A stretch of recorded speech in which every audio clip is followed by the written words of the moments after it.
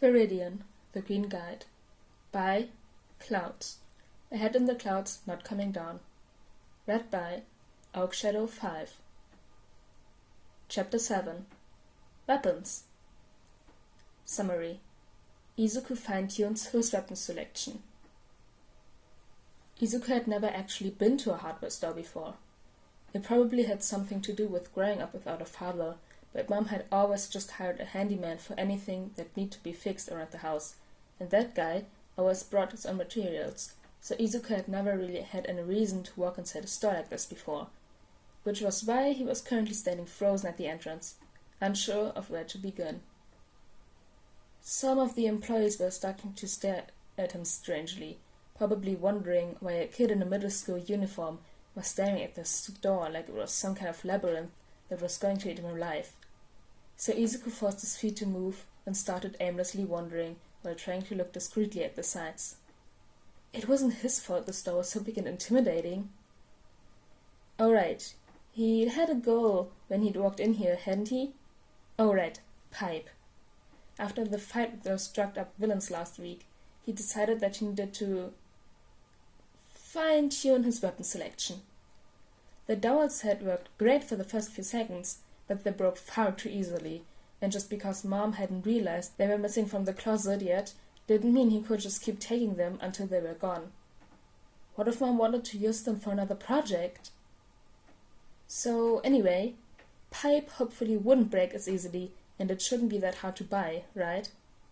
But what section was he supposed to... Plumbing sounded promising. Plumbing used pipes, didn't it? Izuku fought to not facepalm at his own stupidity, since he didn't need to give the staff any more reasons to question his sanity. Of course plumbing used pipes. He really was as stupid as Kachan said, wasn't he? He turned down the aisle and started looking around while desperately trying to pretend he knew what he was doing. Why were there so many pipes? And why were they all so long? He wasn't looking for quarterstaff. He wanted something he could fit in his pocket. Finally, he found some copper pipe that looked short enough to be promising. He picked up a piece and started passing it between his hands. It was light, but felt comfortable enough.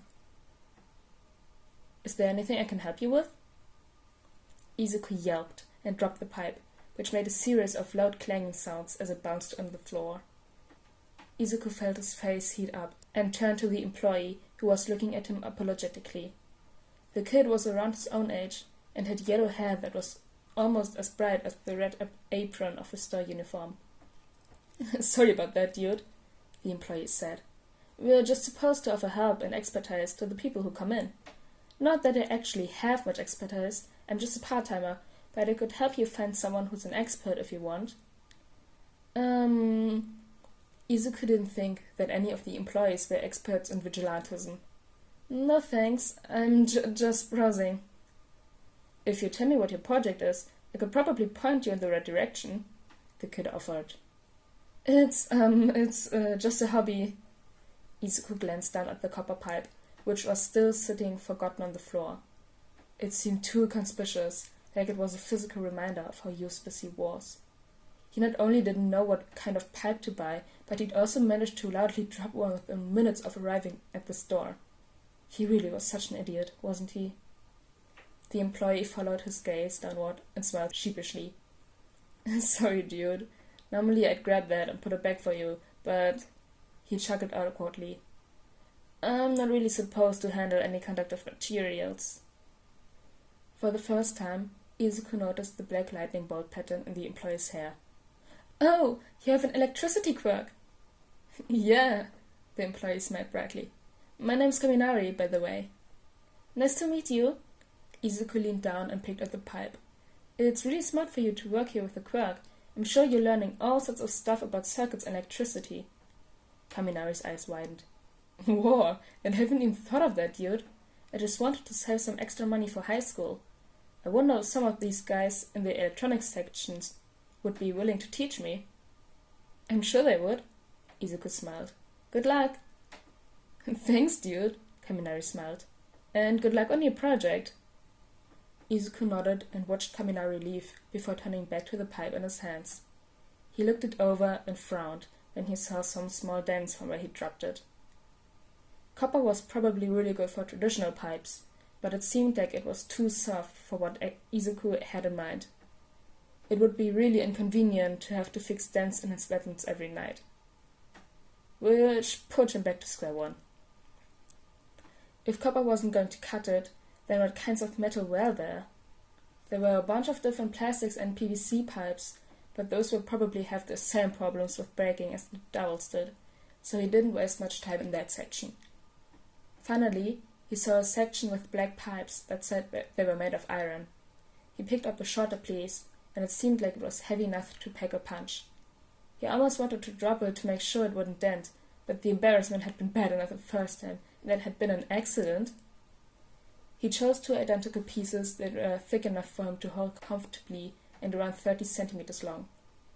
They'd take some getting used to, but the store didn't sell anything shorter than that in the iron, so they'd have to do.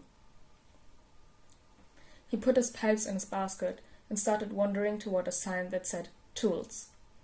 He probably wouldn't buy anything from there, but it wouldn't hurt to look, right? Maybe they'd have a larger box cutter or something similar. The one he had was functional, but it hadn't been long enough to do any meaningful damage to that tentacle villain, so it'd be good to have something with a longer blade as a backup. Looking at the box cutters, though, Izuku realized that they didn't really have a lot of variety when it came to blade length. It seemed like most of the differences between different models were just the width and the handle, which wasn't something that Izuku cared about. Displayed right next to the box cutters, though, were a few utility knives.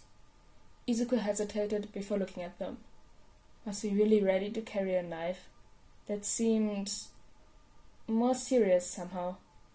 Like he was actually planning on hurting someone, rather than just taking along a weapon in case of emergencies. But was a knife really all that different than a box cutter? They were both sharp and could do some damage, and the utility knife would be really useful. He gave in and got a generic-looking knife that was able to fold into its own handle, so he wouldn't accidentally cut himself. It's not like he had to use it, right? It was just good to have. Between the knife and the pipes, though, Izuku was starting to get concerned about how he was going to carry everything. Sure, he had his hoodie pocket, but he'd already dropped his soup can 3 times running, and it had only been a week. Things just started to fall out from all the bouncing that running involved, so he should probably find a better solution. He wandered around the tool aisle a little longer before he saw a section labeled Tool Aprons. Some looked like actual aprons, like the kind Kaminari had been wearing, but others were more like utility belts. They had loops that were probably meant for hammers, but Izuku could easily modify them to hold his pipes, and some pockets that would probably be perfect for his knife and can. He chose one made of a dark green canvas-like material that would match well with the rest of his vigilante outfit, and added it to his basket. It was a little pricey, but he hadn't bought any hero merch since... Well, the point was that he had a little extra allowance saved up, so he could afford it. Izuku made his way toward the checkout section, but stopped when one of the displays on the end of the aisles caught his attention. Slingshots. Well, it would be nice to have something capable of long-range attacks. He gave in to temptation and read the packaging.